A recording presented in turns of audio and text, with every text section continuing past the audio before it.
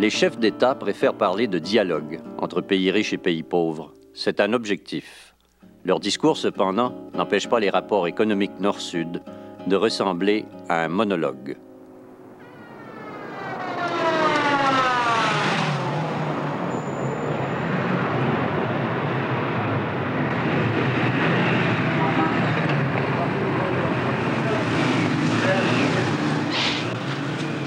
Ce monologue est celui des pays riches. Et même les chefs d'État du Sud, si puissants soient-ils, ont peu à dire dans nos histoires d'argent. Ce qui n'empêche pas certains d'entre eux d'en tirer bénéfice au passage.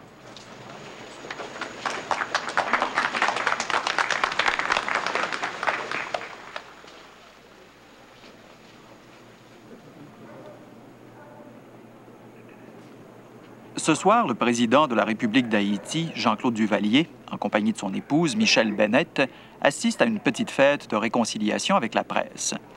Il y a quelques semaines, le président jetait en prison et exilait plusieurs journalistes de l'opposition. Les dictateurs, qu'ils soient de droite ou de gauche, acceptent mal la critique.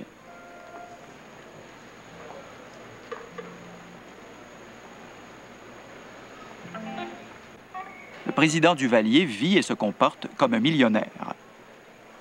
Lors de son mariage, il fit servir du champagne et des petits fours dans les jardins de son ranch. Des réjouissances évaluées à 5 millions de dollars.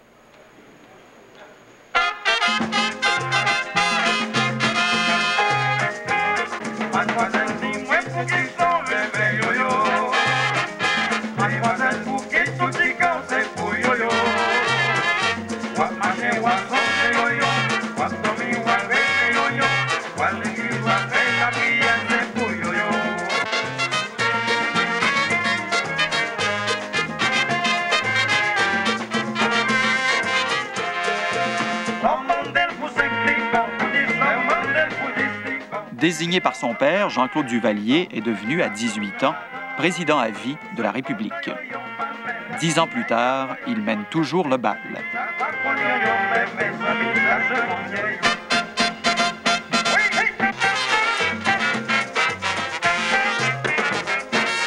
Il y a peu de façons de s'enrichir dans un pays pauvre. L'une d'entre elles consiste à fréquenter le pouvoir. L'on reproche souvent aux chefs d'État du Sud une gestion économique intéressée, des collaborateurs corrompus, des détournements de fonds, du patronage.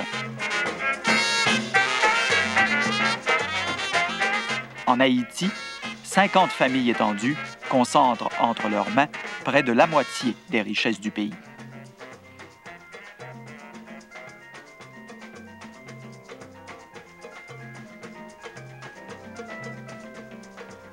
Évidemment, si la corruption politique à elle seule pouvait expliquer la pauvreté, plusieurs pays du Nord seraient sous-développés. Le sous-développement est une notion relative qui évoque la faim, la maladie, la surpopulation, l'analphabétisme. Haïti est à cet égard un cas tragique. Nous l'utiliserons comme exemple des rapports économiques Nord-Sud.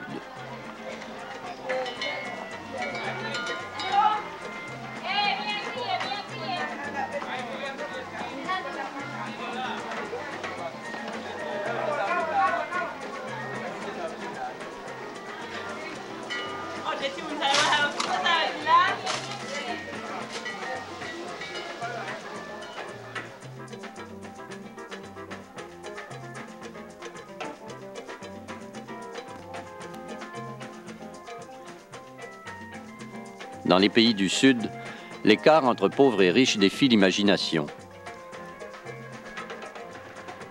Ruby est l'un des 12 chevaux de race de ce haras. Dans les pays du Nord, un beau cheval, c'est un beau cheval. Ici, il devient, pour nous, symbole de l'exploitation. Cette écurie offre aux chevaux qui l'habitent le téléphone, l'eau courante et l'électricité que 85% des Haïtiens ne possèdent pas.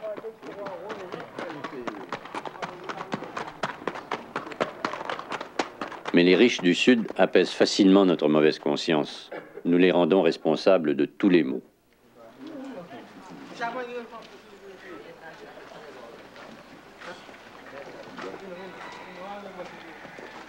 Nous ne leur pardonnons pas, dans un pays de misère, d'aspirer au confort que nous possédons pourtant nous-mêmes.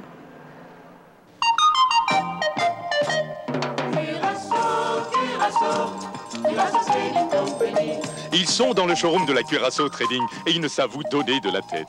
Meubles de chambre à coucher, de salon ou de salle à manger, le choix est grand à la Curaçao Trading. Un choix infini d'articles ménagers pour la plus grande commodité de madame et tout pour sa beauté. Tout pour le confort et la détente de monsieur. Philips, Robin Hood, Sharp, Neki, Cetron, toute une panoplie de grandes marques. Philips en tête à la Curaçao Trading, rue Pavé ou Delmar. Dans les magazines, dans les revues, vous avez une publicité pour tous les articles de luxe. Et si vous autres, dans le Nord,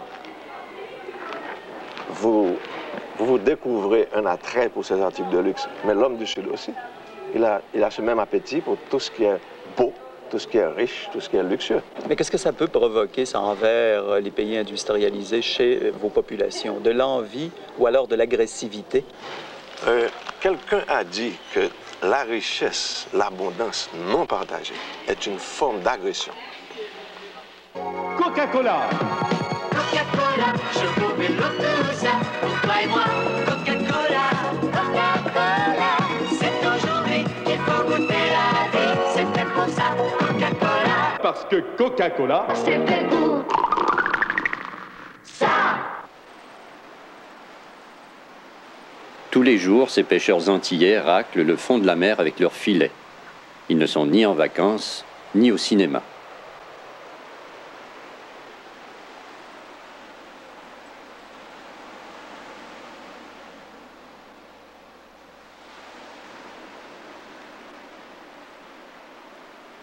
Notre civilisation des loisirs ne les a pas encore rejoints. Mais ça ne va pas tarder. Tous ces terrains nous intéressent.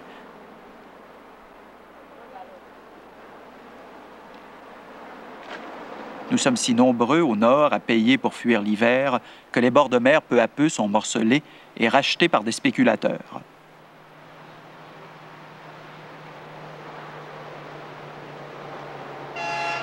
On chassera les habitants pour nous faire des carrés de sable.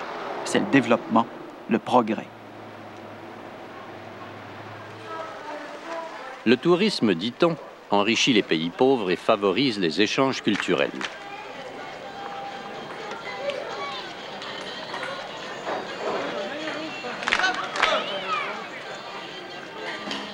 Mais le tourisme est une industrie qui profite d'abord aux compagnies aériennes, aux promoteurs de vacances et aux propriétaires d'hôtels, comme ce club méditerranéen. Il ne reste au sud que des retombées économiques minimes et quelques emplois de serviteurs. Les indigènes n'ont pas leur place dans notre bonheur bronzé.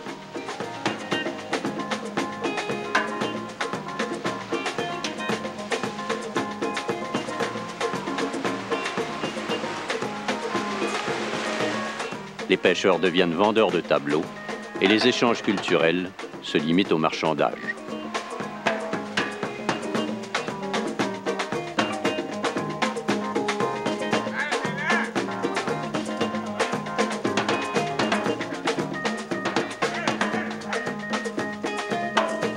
À Pétionville, sur les hauteurs de la capitale, un hôtel, El Rancho, transporte ses clients en Rolls-Royce. Quel touriste saurait dire, en regardant à travers le pare-brise de la limousine, que ce pays est l'un des 30 États les plus pauvres de la planète?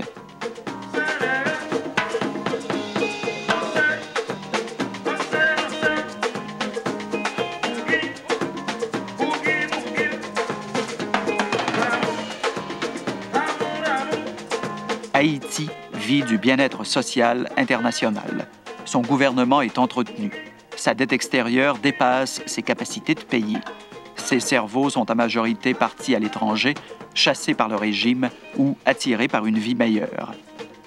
Haïti est en banqueroute, mais ce n'est qu'un exemple du drame qui se vit au sud. Nous pourrions en dire autant du Bangladesh, de l'Éthiopie, de la Bolivie et de quelques dizaines de pays, c'est-à-dire de millions de femmes, d'hommes et d'enfants.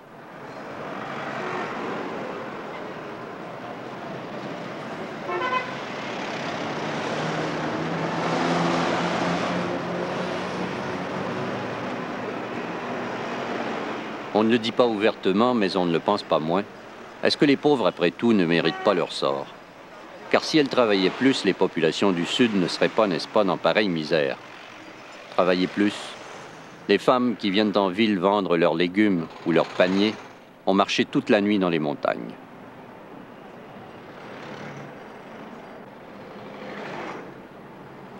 À pousser comme des nègres sur la charrette, ces hommes gagnent moins en une journée qu'un ouvrier du Nord en 20 minutes. Les populations du Sud travaillent en fait beaucoup plus durement que celles des pays riches. C'est cette capacité de travail qui attire aujourd'hui les industriels du Nord. Haïti appartient à ces territoires où l'on trouve une main-d'œuvre habile, abondante, à bon marché, la plus grande richesse naturelle du pays. Et cette richesse est vendue aux usines d'assemblage.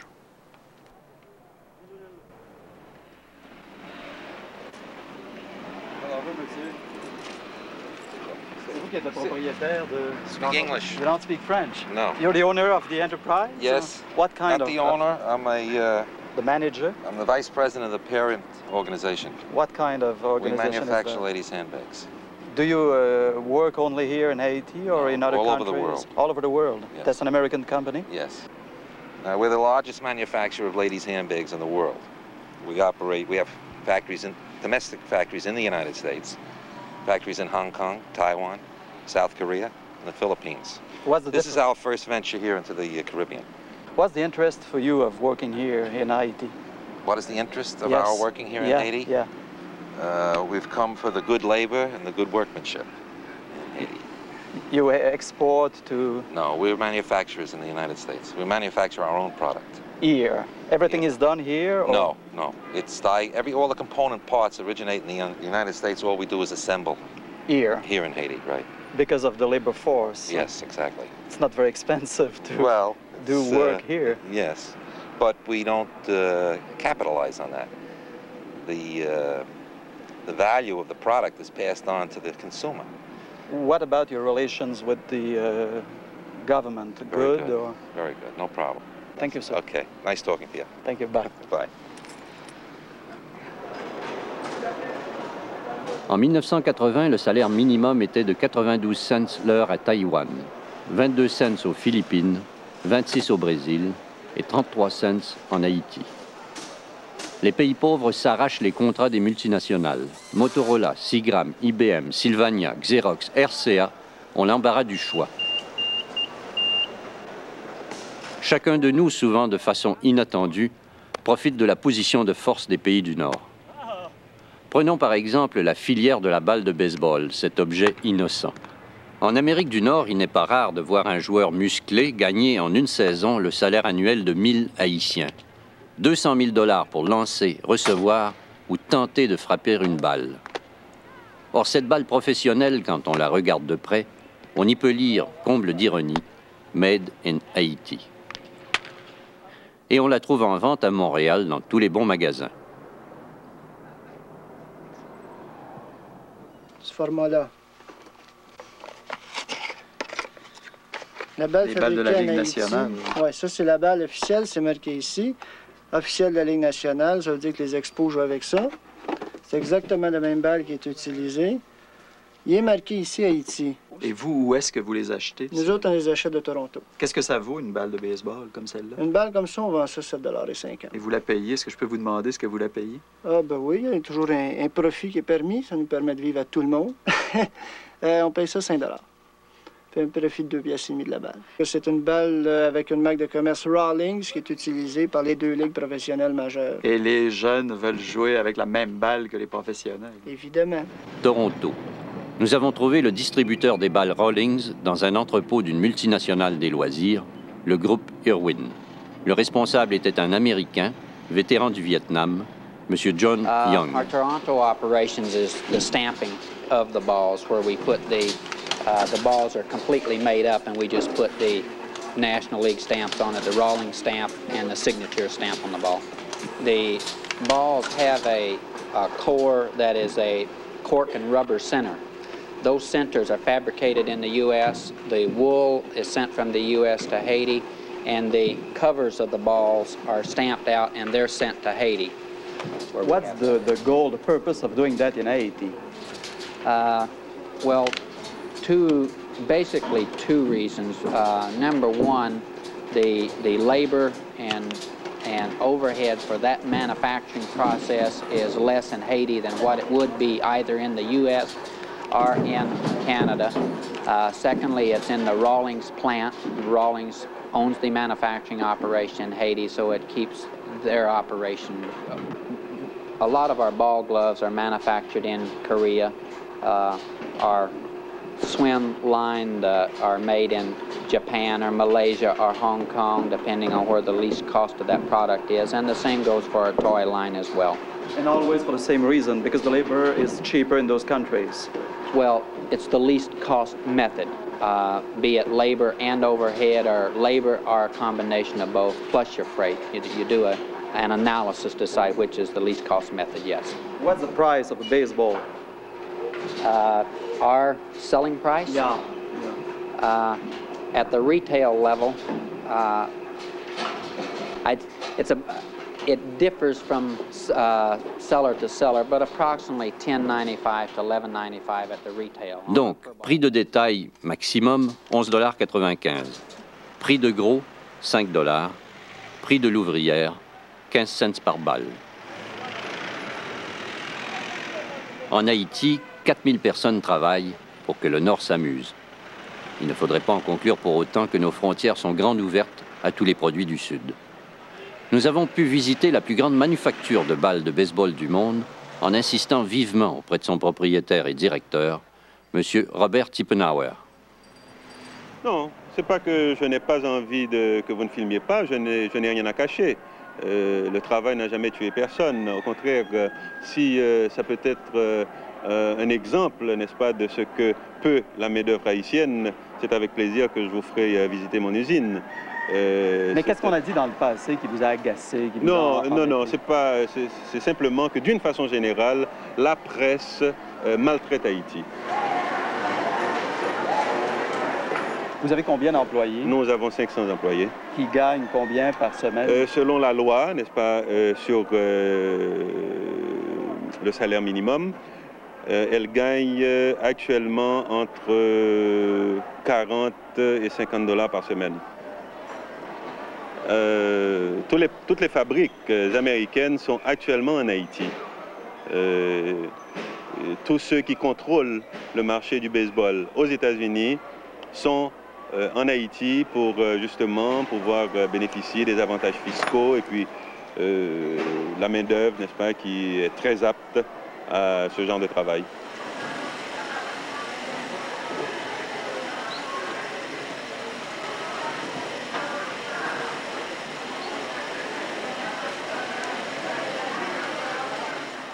On vous fait le reproche beaucoup de tirer profit de la situation.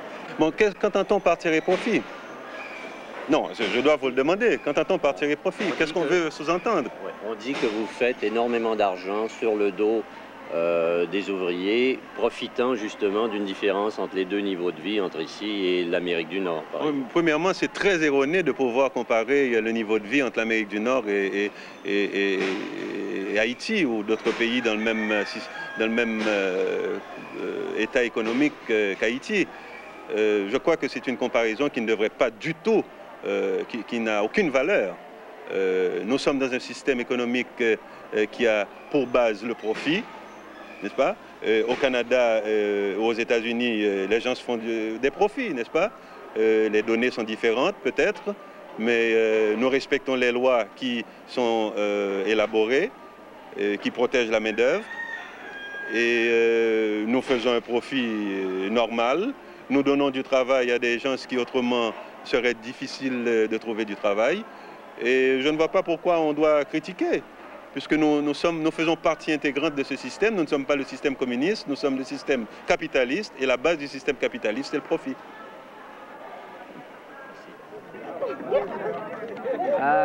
Il a fumé nous, monsieur. Vous avez des enfants? Oui, 4 enfants? 4 enfants. Est-ce qu'ils vont à l'école? Oui. Puis grand l'école. Puis petit l'école tout. Bien qui manque l'école. Est-ce que les conditions de travail sont bonnes? Est-ce que les patrons sont gentils? Oui, parfois nous rencontrons le patron qui est très gentil, mais pas facile. Les patrons sont américains?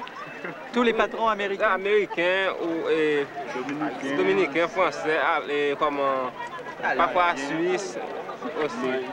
Les patrons de partout? Parfois les Haïtiens aussi. Il y a les Haïtiens aussi? Est-ce que qui travaille ici? Est-ce que vous cherchez tous du travail? Ou... Oui. Est-ce que vous pensez que c'est mieux à l'étranger?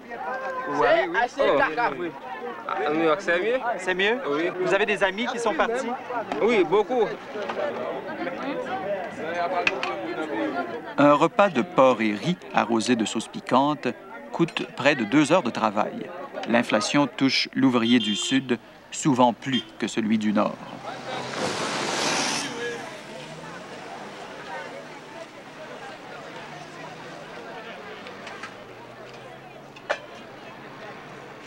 Inutile de dire que l'on ne verra jamais ces femmes et ces hommes dans les restaurants où la carte affiche des prix qui nous sont pourtant familiers. Ça dépend. Veux-tu un hors d'œuvre? Qu'est-ce qu'il y a? Il y a un cocktail de crevettes, pâté maison, 3 $. Les crevettes, 3,50 $. Terrine de poulet aux herbes. Qu'est-ce qu'il y a comme viande? Viande. Escalope de veau, 8,95 $. Les prix ressemblent aux nôtres. Hein? Filet béarnaise, 8,50 $. Filet du poisson? Oui, oui. Queue de langouste, sauce meunière, 11 $, mais il faut attendre 20 minutes. Crevettes sautées au beurre d'escargot, 8,50 $. Poisson gros sel, ça, je ne sais pas ce que c'est. Un poisson en sauce. Lambi à la créole aussi, 7,25 $. Est-ce qu'il y a du vin? Oui. Ouais, j'imagine. Il faudrait choisir avant, hein? Rouge ou blanc. Wine list. Rouge ou blanc. Côte-du-Rhône, 12 $. Il y a Riesling, 15 $, 16 $. Chablis, 18 $. Ça va, non? On va prendre de la bière. C'est un peu cher. C'est le même prix partout. S'il vous plaît.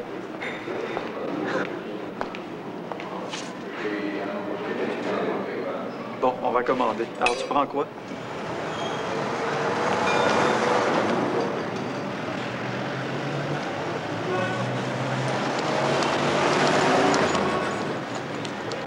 Nous sommes riches, nous sommes touristes, nous sommes entrepreneurs, nous sommes financiers, nous sommes banquiers, les banquiers du Sud. En 1980, par exemple, à elle seule, la Banque royale du Canada assurait 60 % de toutes les transactions en Haïti. Le tiers-monde est un marché en expansion pour les institutions financières des pays du Nord. Nous sommes insatiables. Je suis géologue de formation et je représente la société Pénaroya, qui est une société de recherche et d'exploitation minière qui, avec le groupe Imetal, dont nous sommes l'un des membres, est installé ou opère dans 42 pays dans le monde. Nous sommes de la recherche minière uniquement, et éventuellement de l'exploitation si l'occasion se présente. Et vous êtes là depuis déjà plusieurs années? C'est ma 8e année. Alors, qu'est-ce que vous avez trouvé en 8 ans de recherche minière en Haïti? Beaucoup de choses, mais rien d'exploitable.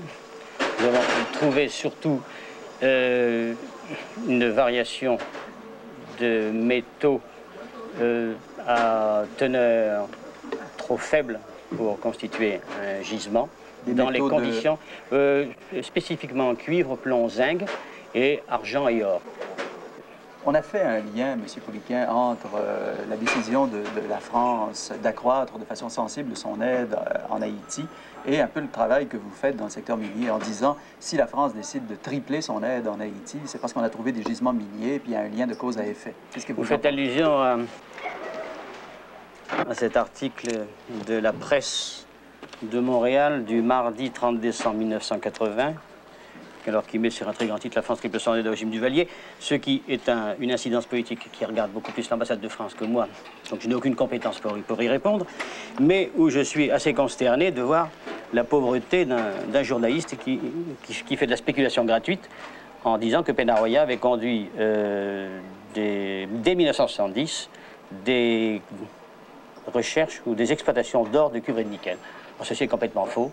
Et je suis surpris qu'un journaliste puisse se permettre d'inventer de telles spéculations. En fait, c'est la date qui est fausse. Vous êtes quand même là depuis non, mais il n'y a strictement aucune exploitation. Et... Il y a de l'exploration. Non, mais l'article est tendancieux. L'article est tendancieux. Je ne parle pas du rapprochement qu'il puisse y avoir. Sur le plan politique, ça ne me regarde pas, c'est pas mon affaire. Mais sur le plan technique, je m'inscris en faux, il n'y a strictement rien. Et Peñarroya, alors, en plus, l'article a l'air de faire penser que Peñarroya est privilégié. Alors, c'est absolument faux. Peñarroya est l'une des sociétés qui, au titre comme Kennecott, comme Billiton et la branche minière de Shell, ont des options qu'ils peuvent prendre à n'importe quel moment en s'adressant au ministère des Mines ici, qui régit toutes les opérations minières en Haïti. Et ça laisse supposer que le gouvernement français, enfin que nous sommes des fonctionnaires français, qui obéissons à un chantage éventuel d'une politique appliquée sur une technique. C'est faux. Nous sommes une multinationale, avec évidemment peut-être tout le côté péjoratif que certains y donnent, mais absolument pas du tout. Mais vous, la loi qui vous régit, d'une certaine façon, c'est un peu celle du profit. Si vous ne trouvez absolument, rien... nous ne sommes pas des philanthropes, et ça, nous avons discuté avec les ministères concernés. Si nous ne trouvons rien, nous partons.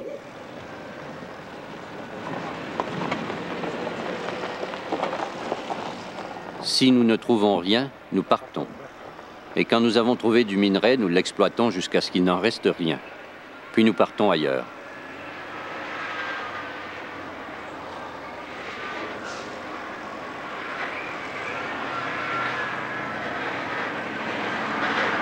Ce camion de la compagnie d'aluminium Reynolds effectue aujourd'hui l'un des derniers transports de bauxite, une terre rouge essentielle dont on tire l'alumine. Le gisement de bauxite est devenu trop pauvre, la Reynolds s'en va. L'île d'Haïti ne peut la retenir, elle a tout donné.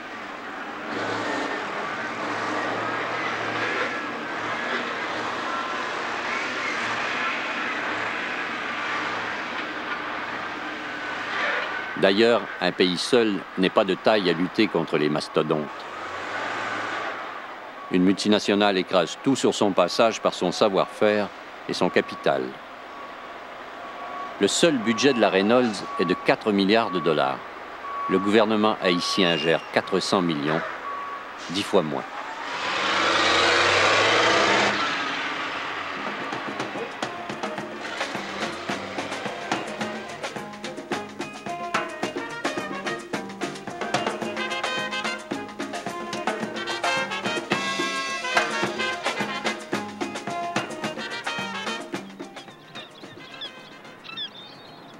Mais si les multinationales seules étaient responsables du sous-développement, le Québec, depuis longtemps, serait dans la misère.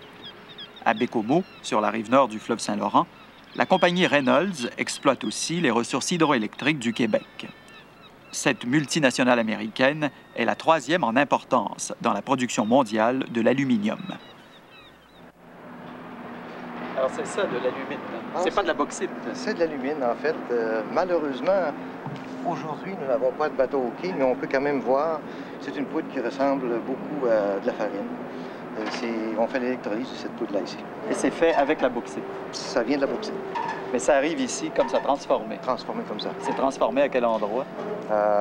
D'abord, disons que la bauxite vient principalement de Jamaïque, comme gros producteur. Nous en recevons aussi d'Afrique, du Brésil, depuis très récemment. Et nous sommes à construire une usine présentement en Australie où on fera le traitement de la bauxite. Vous en avez eu d'Haïti aussi?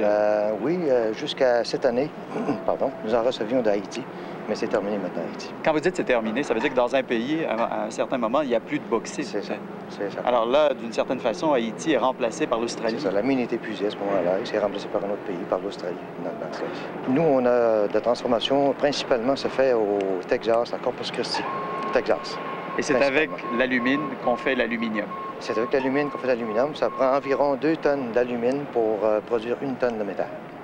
Et au départ, j'aurais dû dire peut-être que nous avons besoin de 4 tonnes de bauxite pour faire 2 tonnes d'alumine. Ça pèse combien, un lingot? Ceux-ci, par exemple, pèsent environ 10 600 livres, ceux-là. Mais nous en produisons jusqu'à 35 000 livres du lingot. Ça veut dire que là, on a une rangée qui vaut 35 000 $. Il y en a 5. On peut dire ça, oui, facilement. Est-ce que vous savez d'où ça vient, la bauxite que vous utilisez? Non, justement, on aimerait bien ça savoir, mais on n'a jamais eu bien d'informations là-dessus. Je sais que ça arrive par bateau aussi au quai en bas. Est-ce que vous en avez déjà demandé de l'information là-dessus? C'est peut-être bien un manque de notre part aussi. On fait notre ouvrage ici, puis On sait que le matériel est là, on se pose pas la question, c'est tout le temps après. Il y a tout ce qu'il faut pour faire le métal. Vous vous êtes jamais dit que si les pays producteurs de bauxite décidaient de plus en exporter, vous auriez des problèmes de travail? Sûrement. Et d'ailleurs, à un moment donné, ils l'avaient pour un prix beaucoup moins qu'aujourd'hui. Puis là, les pays exportateurs ont décidé de l'augmenter. Trouvez-vous ça normal qu'ils l'augmentent? Bien sûr. C'est de la richesse naturelle. C'est officiel. Par exemple, nos richesses naturelles, nous autres, sont exportées.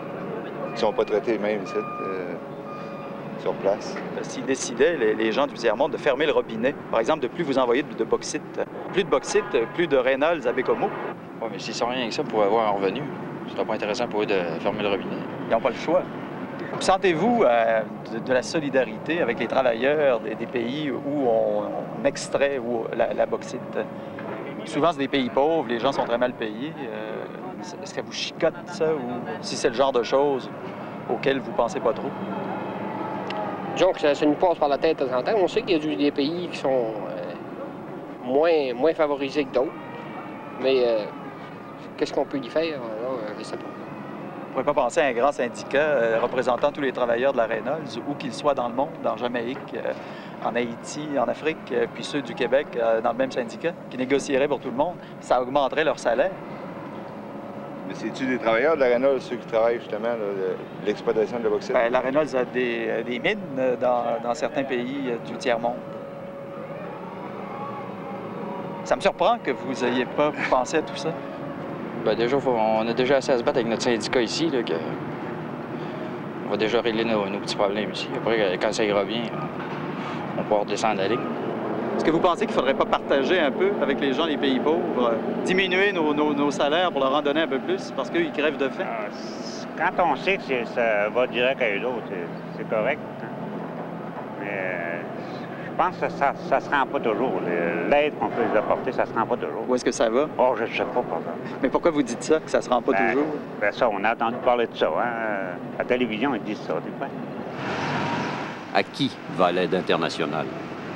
Il semble que charité bien ordonnée commence par soi-même. Plus de la moitié de l'aide donnée au tiers-monde reste au Canada.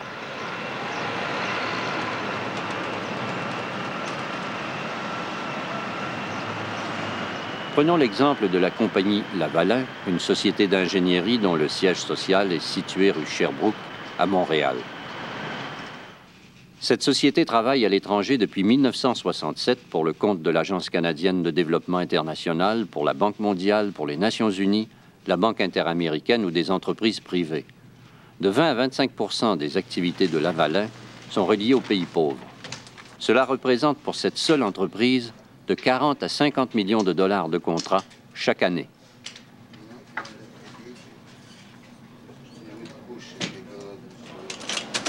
Les bureaux d'ingénieurs profitent de l'aide parce qu'ils possèdent un savoir-faire qu'on ne trouve guère dans des pays comme Haïti, quand il s'agit de construire un barrage, une route ou des canalisations. De plus, certains pays comme le Canada exigent souvent, en échange de leurs contributions financières, que les contrats soient accordés à des firmes nationales comme la société Lavalin. On dit souvent, M. Dufour, que dans bien des pays étrangers, des pays du tiers-monde, les mœurs économiques sont plutôt bizarres. Enfin, à un point tel qu'aux États-Unis, on a fait une loi pour empêcher les compagnies américaines de profiter de pots de vin, de donner des pots de vin quand elles travaillent dans le tiers-monde ou partout ailleurs à l'étranger. Est-ce que vous rencontrez ces problèmes-là? Bien, il existe au Canada et aux États-Unis, il y a des gens qui sont honnêtes, il y en a qui ne sont pas honnêtes. Ça existe aussi dans les autres pays. Mais il y a des pays, comme en Arabie Saoudite et dans les pays du Golfe, où, de par la loi, il faut avoir un agent. L'agent, c'est pas nécessairement un type, ça, qu'on paie pour rien faire. L'agent, c'est le type qui va représenter notre société dans le pays, qui va introduire nos gens, qui va faire les démarches auprès des gouvernements pour savoir qui rencontrer pour tel projet. En fait, c'est un type qui travaille pour nous, c'est notre agent local. Mais si dans ce pays-là, prenons un pays hypothétique, la règle du jeu, c'est qu'on donne des pots de vin, est-ce que votre agent pourra en donner des pots de vin? Bien, ça sera à ce moment-là à l'agent de juger ça. Mais qu'est-ce qui arrive dans les pays dont on dit là, que les régimes sont corrompus et que les chefs d'État s'enrichissent et tout ça? Est-ce qu'il arrive qu'on vous demande de l'argent? Très rarement. Moi, j'ai pas d'exemple. Quelqu'un est venu me voir, mais si tu me donnes pas tel montant, tu n'auras pas le contrat. J'ai pas d'exemple. On entend dire bien des choses. Mais dans le fond, le monde n'est pas si mal gouverné qu'on pense. On travaille actuellement au Nigeria. Il n'y a jamais personne au Nigeria qui nous a demandé quelque chose. On travaille dans tous les pays d'Afrique. Ça passe par les ministères du gouvernement, par l'ingénieur en chef, comme ça peut se passer ici, par l'ingénieur en chef des travaux publics, qui nous demande une proposition, qui discute avec nous. Mais il y a beaucoup de ces gens d'Afrique qui visitent le Canada. À ce moment-là, évidemment, on les emmène souper. On fait comme on fait avec nos Canadiens. On veut avoir la faim avec eux. La concurrence est vive dans ce domaine. Les Français, les Anglais, les Américains, les Allemands, les Japonais ou les Hollandais sont aussi à l'affût de projets d'envergure dans les pays du Sud. Une société comme Lavalin et ses filiales, c'est 6 500 emplois permanents au Canada, dont les 2 tiers au Québec. Je dis bien un projet d'usine ou un projet de fabrication de quelque chose peut être fait à Montréal. Et si on regarde la carte, là, vous avez des activités partout dans le monde. Et nous avons plusieurs projets, comme vous voyez ici en Indonésie. Je pense qu'en Indonésie, actuellement, nous avons une quarantaine de personnes. Nous avons un bureau permanent à Nairobi, au Kenya, qui couvre l'Afrique de l'Est et aussi un peu le Moyen-Orient, où nous avons un représentant permanent qui couvre toute cette région-là ici. Nous avons un bureau permanent à Cotonou, en Afrique au Bénin, francophone. en Afrique francophone, qui va probablement se déplacer vers le Nigeria dans un avenir très rapproché, à Lagos. Nous avons un bureau permanent et une société permanente au Maroc, avec un bureau à Casablanca, une société de droit marocain, où nous avons une participation d'à peu près 50 % avec une entreprise marocaine. Nous avons un bureau permanent à Alger, en Algérie. Nous avons un bureau permanent à Paris, qui couvre un peu toute cette région-là. Nous n'avons pas de bureau permanent à date en Amérique du Sud ni en Amérique centrale, pour la bonne raison que, traditionnellement, nous avons couvert l'Amérique du Sud à partir de Montréal. C'est sur le même réseau horaire, les gens vont et reviennent. Mais quoique, actuellement, on a des plans pour ouvrir un bureau à Caracas. Vous avez 3 ou 4 projets, là, actuellement en Haïti. Oui, nous avons un projet d'une étude d'un marché, le marché de Croix-des-Bossalles. Il s'agit de recommander au gouvernement les améliorations qu'il y aura à faire pour avoir un marché qui fonctionnerait suivant des normes nord-américaines. Mais des normes nord-américaines exigent une technologie nord-américaine. Est-ce une technologie appropriée?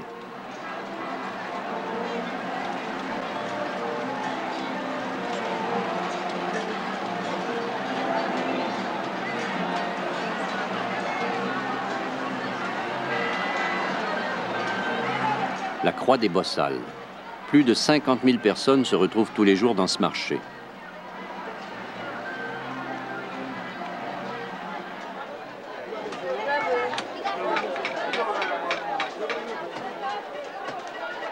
L'odeur qui domine est celle des égouts et des détritus.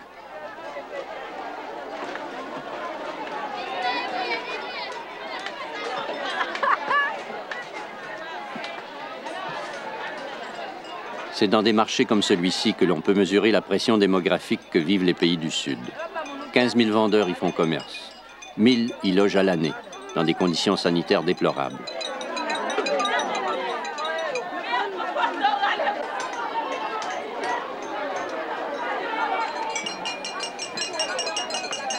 Nous sommes en plein cœur de la capitale, à 10 minutes de marche du palais présidentiel.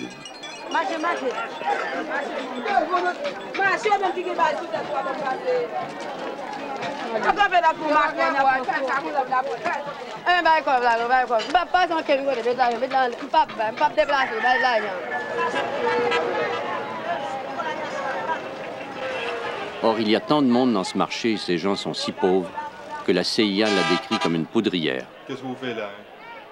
La Croix-des-Bossalles, du point de vue de la stabilité politique, est un endroit dangereux et stratégique.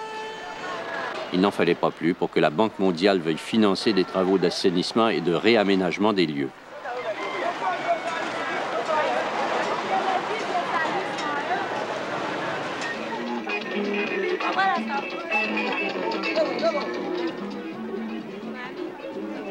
Un projet de 10 millions de dollars pour changer le décor de ces gens. C'est la société Lavalin de Montréal qui a obtenu les contrats d'études techniques. À qui va l'aide internationale? Il n'y a pas de réponse simple à cette question. Près du marché, le long de la mer, le gouvernement haïtien construit un boulevard pour dégager le trafic du centre-ville.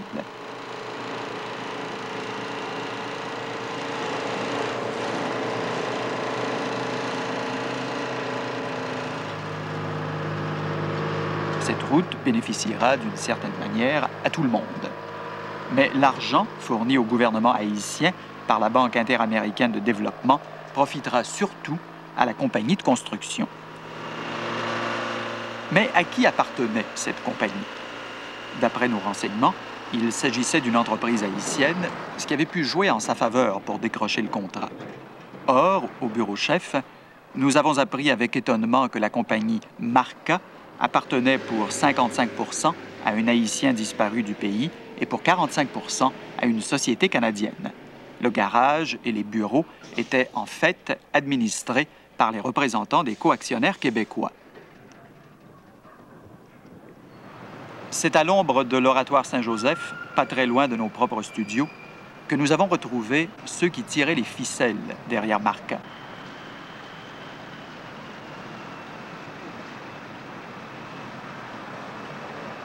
Il s'agissait d'une entreprise totalement canadienne, la société Sintra de Montréal. C'est d'ailleurs Sintra qui avait construit, d'après les plans d'une société rachetée par Lavalin, 100 km de route menant aux plages du Sud. Cette route sert depuis à vider la province, à nourrir la capitale et, à l'occasion, à faire son jogging. Le Nord doit garder la forme.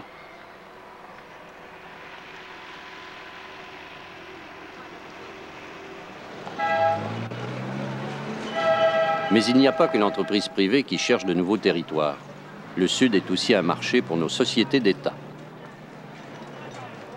L'électricité d'Haïti s'est assuré les conseils de l'Hydro-Québec International, dont ce fut le premier contrat important. Puisqu'avant vous, c'était des Français qui les conseillaient, est-ce que ça ne veut pas dire qu'ils vont se développer à l'occidental?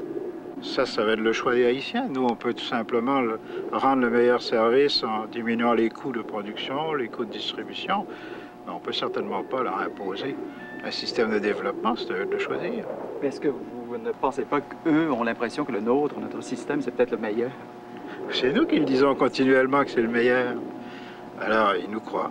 Au Québec, je ne sais pas si vous vous en souvenez, mais on a dit exactement la même chose, mais il n'y a pas un rapport direct, je pense, entre l'électricité et le développement.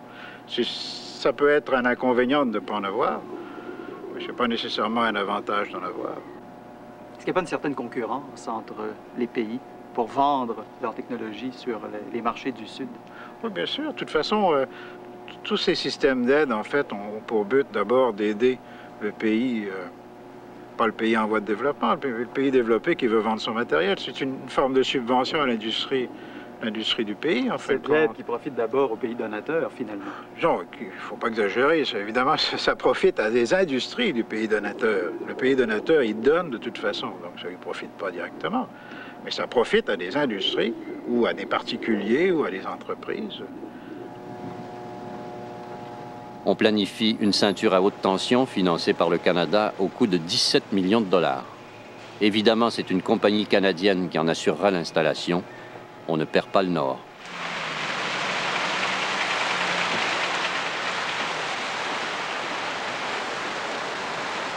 Hier, nous prêchions l'industrialisation. Aujourd'hui, nous nous disons tout aussi sensibles au développement agricole. Des agronomes de l'Université Laval de Québec coopèrent avec l'École d'agriculture d'Haïti. Le Canada a entrepris l'aménagement de toute une région. M. Thaï, un ancien directeur de l'agriculture au Sud-Vietnam, y est devenu fonctionnaire canadien, responsable du reboisement. Il y a un problème d'érosion énorme ici, qui est un problème encore là commun à bien des pays du tiers-monde. Le déboisement, ça provoque premièrement d'abord l'érosion, parce qu'une fois que la couverture arborescente est finie, les gouttes de pluie tombent et donc il n'y a pas de protection contre les gouttes de pluie. Les gouttes de pluie tombent directement sur la couche arable. Et finalement, vous avez des érosions par rigole. Et puis finalement, toute la terre arable est perdue. Et elle est amenée par la rivière et puis il va jusqu'à la mer. Quoi. Donc c'est pour ça qu'il faut reboiser toute la zone.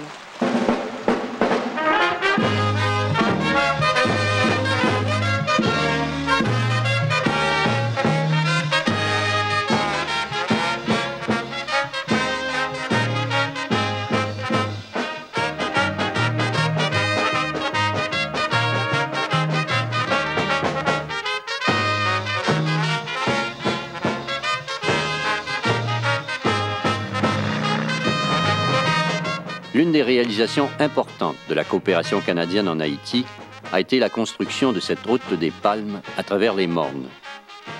La route permettra le transport de produits agricoles qui autrement pourrissaient, faute d'atteindre les marchés urbains.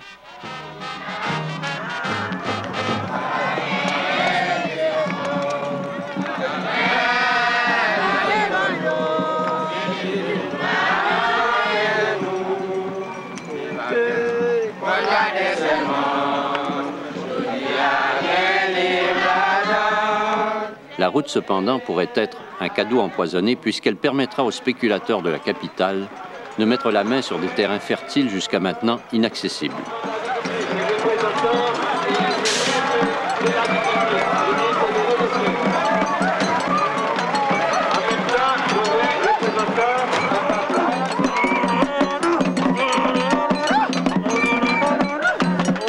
L'aide apportée par le Nord met souvent celui-ci dans l'embarras.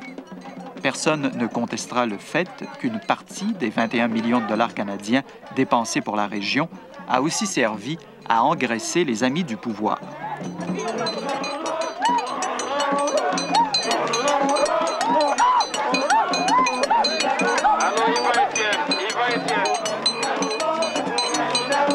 Comment le Canada peut-il payer les travaux de construction d'une route sans que, le jour de l'inauguration, nos représentants ne se retrouvent sur la tribune, protégés par des tontons macoutes?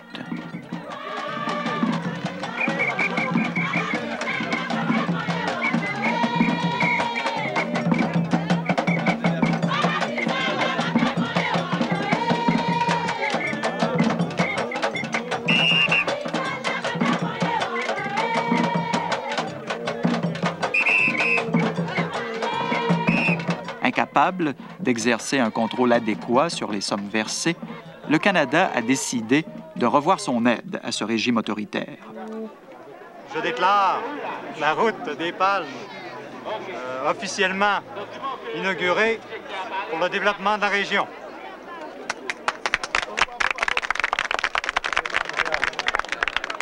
Tout ce qu'on nous, c'est dans nos grand-mères de la Ligue. À nous la prière. Bon Dieu qui gagne tout pouvoir et qui l'a pour tout temps. Tout ça, ou t'es fait, ni pour propre gloire pas, ni pour service des hommes. Tant pis, bénis les pales si là, bénis tout le monde, ni tous les outils qui te travaillent, fait li, pour être bon cœur, voyager au sous de quoi pour tandis que petit ou à déplacer, puis vite, avec puis à l'aise, aller qu'il est sur route ça. Ils ont toujours songé pour marcher tout dans le chemin commandement où ils ont briver la jouissance ce ciel-là. Pas pouvoir Jésus-Christ, grand maître nous. Amen.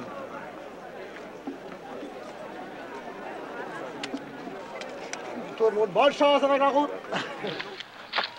Mais qui, du Nord ou du Sud, devrait gérer l'aide internationale? Les projets de développement agricole sont nombreux.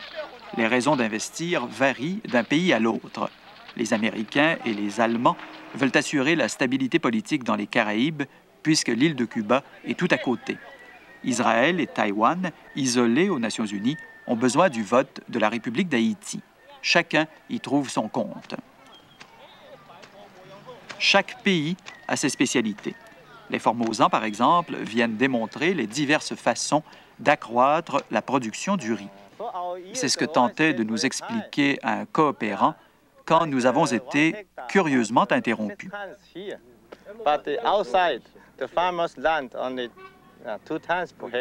a un petit problème, il semble que la direction générale vous dit que vous devrez avoir une autorisation de sa part pour faire les photos ici. Et pourquoi? Je ne sais pas. Ah, il faut aller à Port-au-Prince chercher l'autorisation avant de filmer par ici. Filmer par ici, vous filmez toute la vallée comme vous voulez. Bon. Et même pour parler avec monsieur? Oui, oui. Pourquoi donc nous interdire de filmer des rizières? Parce que la censure est toujours absurde et que les petits chefs se prennent souvent pour des potentats. Pourtant, comme cela est la règle dans ces pays, nous avions en main un permis officiel signé par le ministre de l'Information. Cette autorisation devait nous permettre d'interviewer qui l'on voudrait. Il est vrai que nous n'étions surveillés par personne. Mais nous avons rapidement découvert que plusieurs Haïtiens et des étrangers refusaient la présence de la caméra. Elle est occupée. À quelle heure est-ce que je pourrais rappeler pour lui parler? Dans 10... Ben, écoutez, on l'a vu dans l'avion et je suis journaliste. Bon, et dites-lui qu'on viendrait... Pourquoi cette crainte? Dans certains cas, par peur d'être associé à une critique du régime, dans d'autres, pour ne pas dévoiler des privilèges gênants.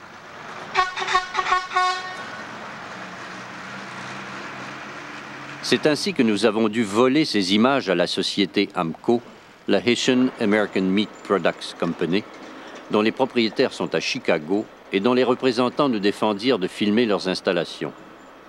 Qu'avaient-ils à cacher? Qu'ils enlèvent la viande de la bouche des mal nourris.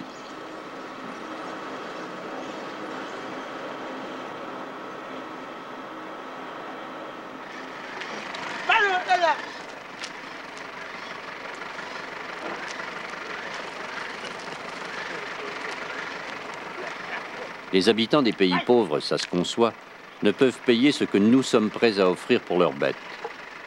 Alors la AMCO rachète aux paysans tous les animaux qu'elle peut rassembler. Les gens de Chicago font une offre que l'agriculteur ne peut refuser.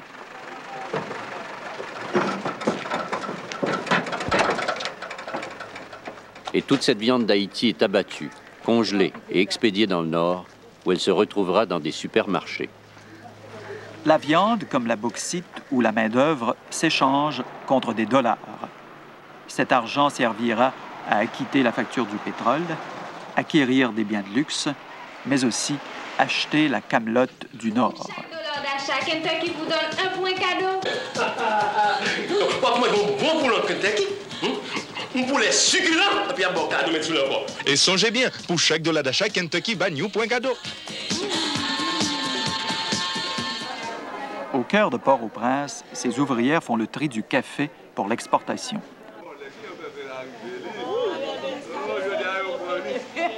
Elles gagnent 25 cents l'heure. C'est moins que le coût d'une seule tasse de café dans un restaurant du Québec. Les pauvres deviennent toujours plus pauvres. Nous augmentons chaque année le prix des biens que nous leur vendons, mais nous refusons d'en faire autant quand nous leur achetons le sucre, la banane ou le café. Une chute des prix au New York Coffee and Sugar Exchange et, dans le Sud, c'est le désastre.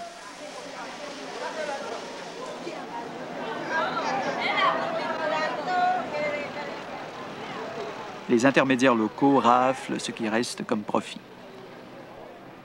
Car il y a pire que la pauvreté urbaine. Il y a celle à laquelle on ne peut rien changer, qui touche 80% des habitants de ces pays, la pauvreté rurale.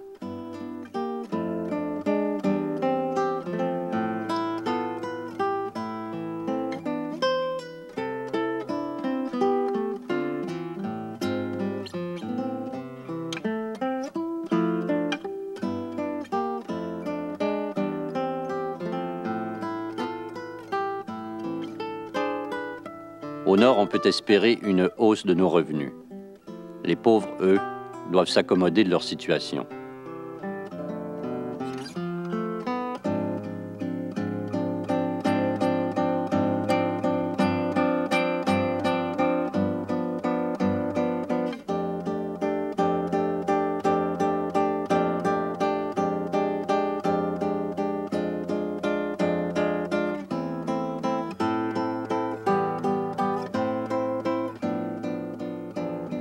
Quand il ne reste plus dans la vie qu'à grappiller des brindilles pour produire un maigre charbon de bois, jour après jour, jusqu'à ce qu'il n'y ait plus de brindilles, comment même espérer s'en sortir? Ils sont des centaines de millions ainsi en Asie, en Afrique, en Amérique latine, trop nombreux sur des terres stériles qu'ils dénudent. Mais pourquoi ne se révoltent-ils pas? La faim, la maladie, les structures sociales ou la répression armée les en empêchent souvent. La résignation est aussi l'un des enseignements de base des principales religions du globe.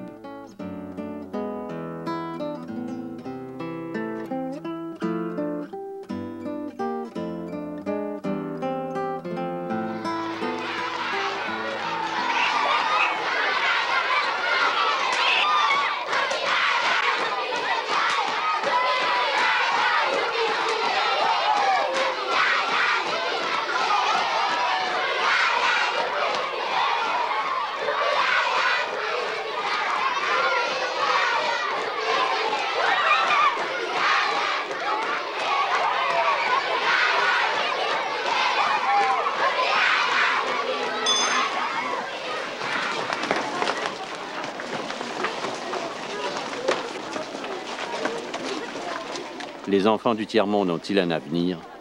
Certainement pas si les pays riches poursuivent leur monologue. Un monologue auquel ce film, venu du Nord, ne pouvait échapper. Bon, vous avez le drapeau, là. Nous allons chanter l'hymne national comme quoi que nous bien. Nous aimons patrie, nous. Pas vrai? Nous patriotiques, vrai, tout bon vrai. Nous contents, pays nous belles. Pas vrai? Nos belles pays. Comment les pays, nous? Haïti. Mais comment relais-nous encore parce que belle? La perle des Antilles, le pays du soleil. Bon, alors pour les aïeux, pour la patrie, ou bien pour le drapeau, pour la patrie, mourir est beau. Pour le drapeau, pour la patrie, mourir est beau, mourir est beau. Notre passé nous crie, et la manière, oui, mourir est beau, mourir est beau pour le drapeau, pour la patrie. Mourir, mourir, mourir est beau pour le drapeau, pour la patrie.